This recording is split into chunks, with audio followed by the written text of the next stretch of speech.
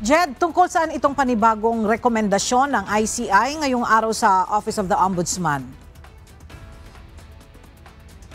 Magandang tanghali, Ella. Inirekomenda ngayong araw ng ICI sa Office of the Ombudsman na i-validate at investigahan ang isang flood control project sa Plaridel, Bulacan. Ayon sa Independent Commission for Infrastructure o ICI Chairperson, Retired Justice Andres Reyes.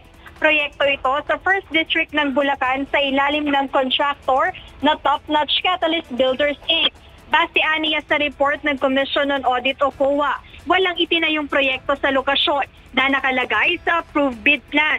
Kaya pinaiimbestigahan ngayon ng komisyon sa Office of the Ombudsman sila dating Department of Public Works and Highways o DPWH Bulacan 1st District Engineer Henry Alcantara, maging si Assistant District Engineer Bryce Hernandez at si Mr. Yumir Villanueva na presidente ng Top Notch.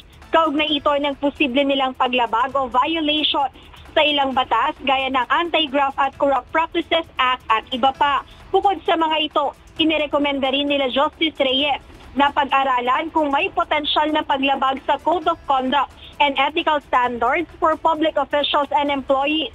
Sila dating DPWH Secretary Manuel Bonoan, former DPWH Undersecretary Roberto Bernardo at former USEC Maria Catalina Cabral. Muling binigyang diin ni Justice Reyes na ito lamang ay preliminary findings ng komisyon at ipinauubaya na nila sa Office of the Ombudsman ang pag-iimbestiga sa mga posibleng paglabag at irregularidad sa nasabing proyekto sa Plaridel, Bulacan.